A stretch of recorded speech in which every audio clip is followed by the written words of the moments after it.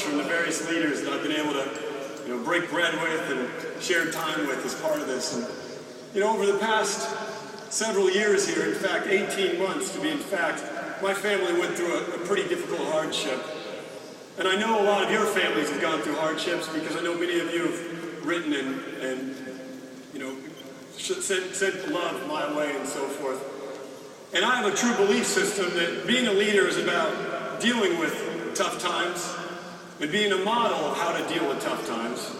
And I believe that being a leader is about being able to, not necessarily just talk a good talk and being able to speak and all that stuff, but really being able just to show people what the walk should look like.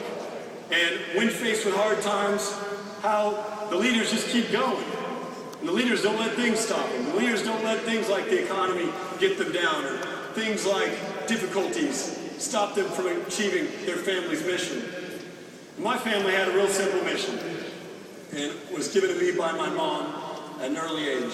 She told me, Ryan, I know you'll be successful, and I want you to make me proud.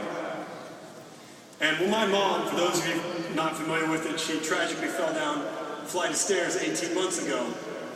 And I rushed to the hospital to be by her side. And she had come out of a coma momentarily. And I got to squeeze her hand. And we had this thing, when I was a kid, we'd hold hands.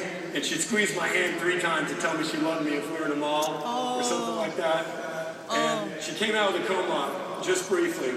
And, I was sitting there bedside with her. She had 8 hours with the brain surgery. And we weren't sure if she was going to make it or not. She came out of the coma and squeezed my hand 3 times. And I got to have an eye-to-eye conversation with her. At that time, to give you perspective, Visalus, well, this was March of 2010, so we were on our way to being successful, but no one knew that we would be filling stadiums and having a company like we have here today. No one had any idea. We just knew we were going to keep doing it and keep working and keep going until we got to here we are today, and we're going to keep going. But I looked in the eye and I said, Mom, I'm not going to ever stop making you proud, no matter what. And I'm here today.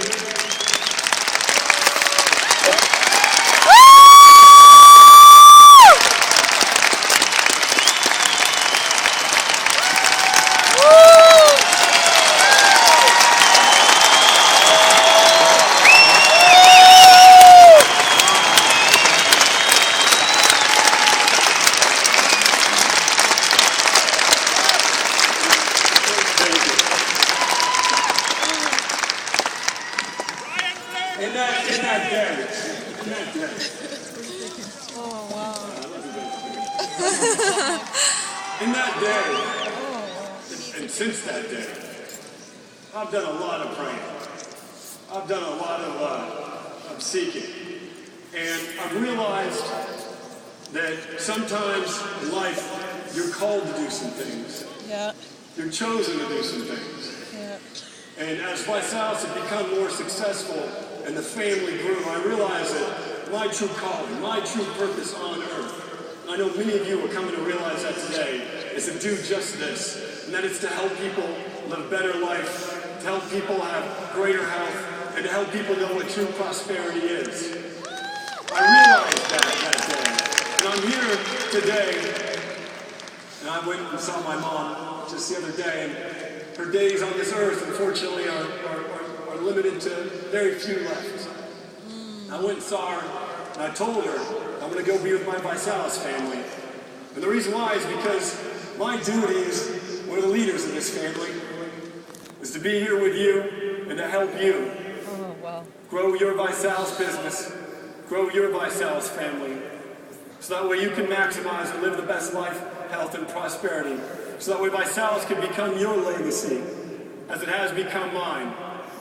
In order for us to reach our mission and our vision of becoming a global cause for good, global cause for life, health, and prosperity, we need to teach you how to become a leader and how to become a global citizen yourself.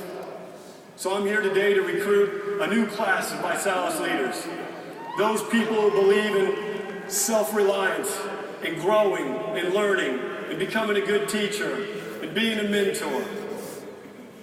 I'm here today because I believe in you, the person in the way back of the seats there that has made the determination that you're going to be on this stage by the next National Success Training.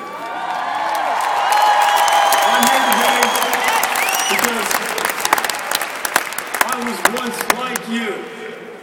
I didn't know what I didn't know.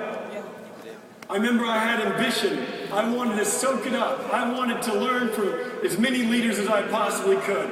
I was willing to prove myself, to take action.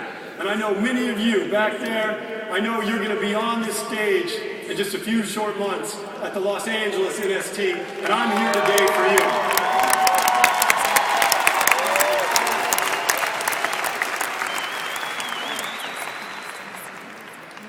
So I ask you, as the political campaigns are going to clog up your television screen, as you're going to hear the noise rise and people are going to talk about this and talk about that, I ask you to think to yourself, when you hear that noise, when you hear those naysayers, when you hear the radio and the pundits and everything's just going to be insane over the next 72 hours, I ask you to just do one simple thing. Just think to yourself, when you hear all that noise, just think, I vote for Vi. Who are you going to vote for?